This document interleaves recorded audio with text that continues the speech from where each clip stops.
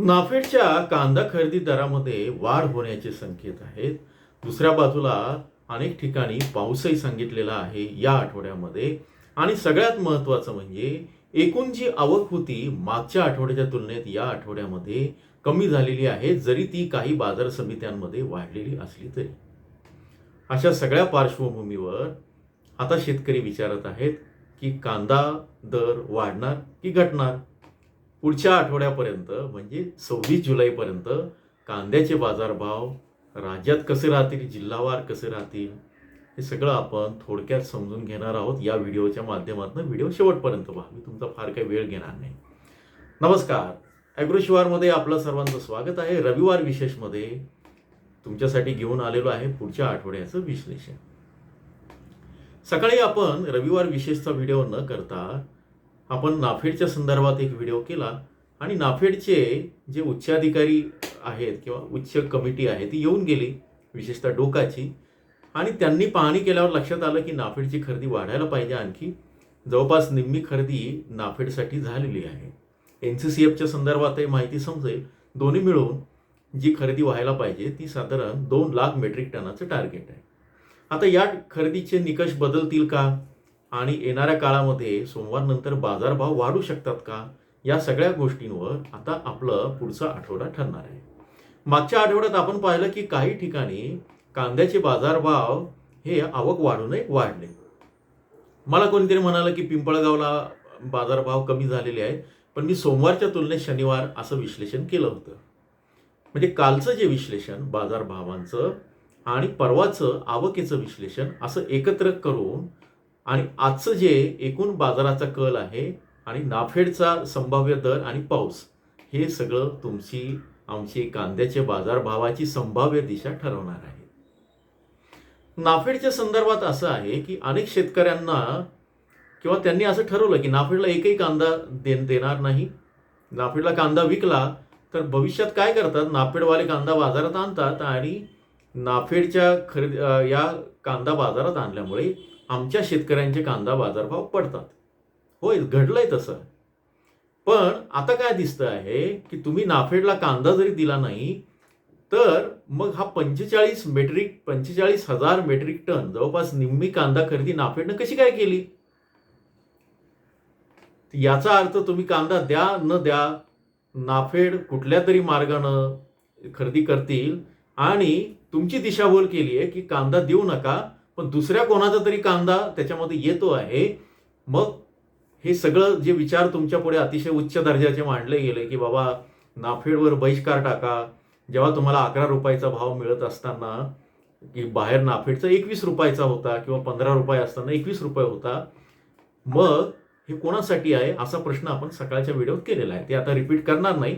फक्त पुढे जाण्यापूर्वी एका शेतकरी बांधवानं त्यानं काय नाफेडचं चित्र दिसलं ते सांगतो आणि मग मात्र आपण हा व्हिडिओ पुढे कंटिन्यू करू. मग मी तुम्हाला जिल्हावार काय परिस्थिती राहील ते सांगेन. फक्त 2 सेकंदात त्यांनी काय परिस्थिती बघितली ते मी तुम्हाला वाचून दाखवतो. माझ्यासमोर ते आहे. माझ्या नावानं संदेश आहे.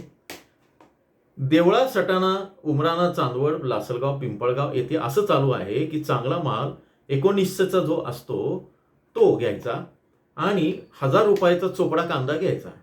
दोन्ही एकत्र करून त्याचा पडता जो आहे तो 1500 रुपयांचा करायचा. ठीक आहे.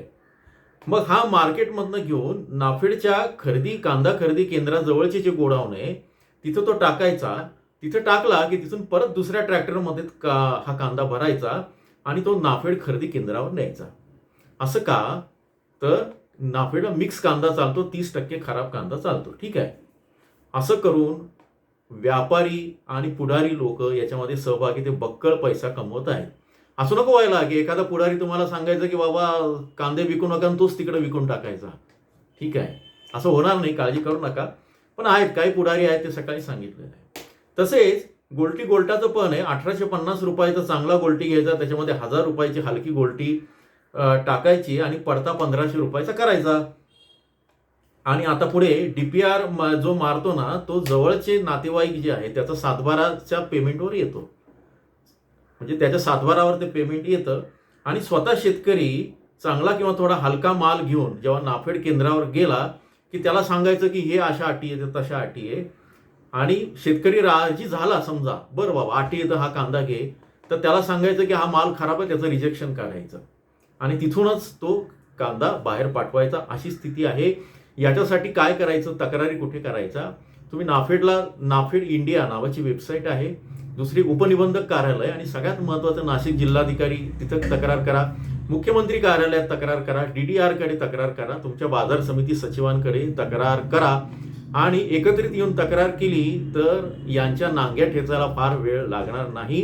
हेच व्यापारी, हे भ्रष्ट व्यापारी, सगळे व्यापारी नाही, पुढे बोंबलणार आहेत की नाफेडचा कांदा बाजारात आला आणि भाव पडले, पण तुम्ही म्हणाल मी तर कांदाच दिला नाही. तुम्ही कांदा देऊ न देऊ, पण खरेदी चालू आहे, याचा अर्थ तुम्हाला कांदा देण्याची गरज आहे. प्रचंड संख्येनं तिथं जा आणि आमचा कांदा खरेदी करा असं म्हणत नसेल तर त्या संदर्भात पुढे काय करायचं ते तुम्हाला सांगितलंय सकाळच्या व्हिडिओत.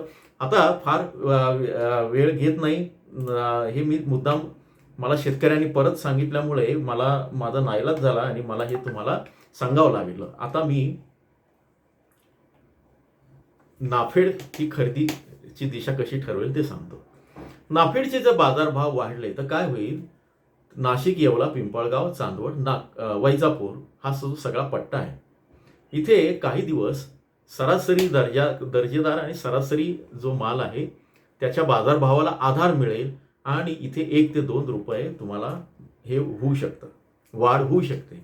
आता पाऊस काय सांगतो, तर कांदा पट्ट्यात पुन्हा पावसाची शक्यता आहे, त्यामुळे आवक कमी होईल, साठवलेला माल बाजारात येण्याचा वेग कमी राहू शकतो, चांगल्या प्रतीच्या मालाची किंमत वाढू शकते.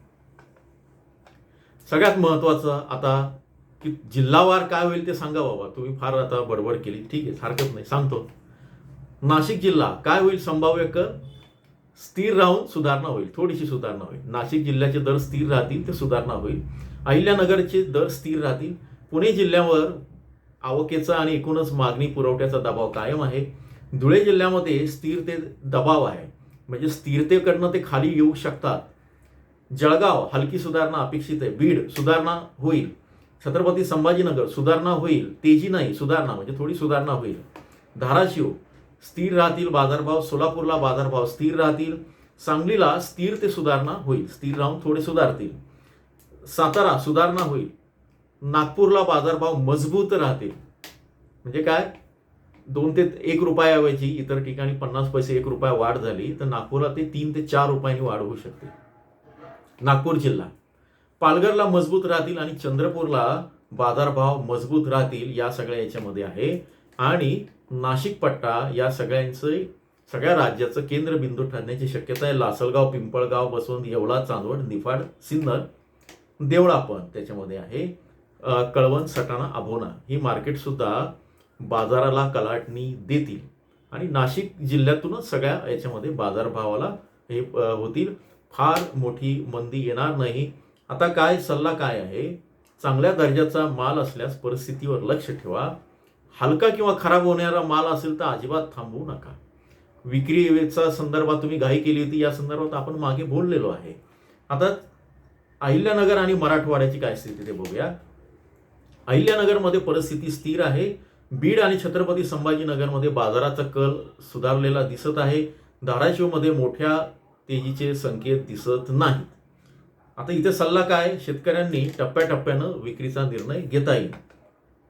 पश्चिम महाराष्ट्रामध्ये पुणे आणि सोलापूरमध्ये दबाव कायम आहे. सातारा आणि सांगलीमध्ये परिस्थिती तुलनेने चांगली आहे. विदर्भामध्ये आणि इतर जिल्हे जे आहेत, नागपूर, चंद्रपूर या ठिकाणी स्थिती चांगली आहे. पालघरमध्ये स्थिती चांगली आहे. अकोला, अमरावती या ठिकाणी म्हणजे बुलढाणा, अकोला, अमरावती स्थिरता आहे. अंतिम निष्कर्ष आता मी सांगतो की पुढील आठवडा अत्यंत महत्त्वाचा आहे. काही ठिकाणी सुधारणा होईल, काही ठिकाणी दबाव होईल. त्यामुळे हा सगळा सल्ला एकच सल्ला सगळ्या जिल्ह्यांना लागू होण्याची शक्यता नाही. आणि सगळ्यात महत्त्वाचं, जिल्हावार बाजारभाव कसे राहतील याची तुम्हाला उत्सुकता आहे. जिल्हावार खरेदी विक्री करायची की नाही, बाजारभाव कसे राहतील, नाशिक जिल्ह्यामध्ये काय राहतील, अहिल्यानगरमध्ये काय राहतील. मागच्या आठवड्यात आपण जे सांगितलं होतं ते जवळपास 99 ते 100% खरं ठरलेलं आहे. या आठवड्यात सुद्धा आपण सांगितलेलं आहे. ते बघायचं असेल तर तातडीनं सदस्यत्व घेऊन जॉईनच्या बटनावर क्लिक करा. मेंबरशिप व्हिडिओ तुम्ही बघा आणि तिथं जा. हे मी माझ्यासाठी पैसे कमवण्यासाठी म्हणून सांगत नाही, तर ही एक प्रीमियम माहिती आहे. आणि जे अतिशय गंभीरपणे शेती करतात किंवा जे प्रयोगशील शेतकरी आहे त्यांनी ते बघावं, हा एक उद्देश आहे. आणि या माहितीचा कोणी गैरफायदा घेऊन काहीतरी चुकीच्या पद्धतीनं ती प्रेझेंट करून तुमचं नुकसान होऊ नये.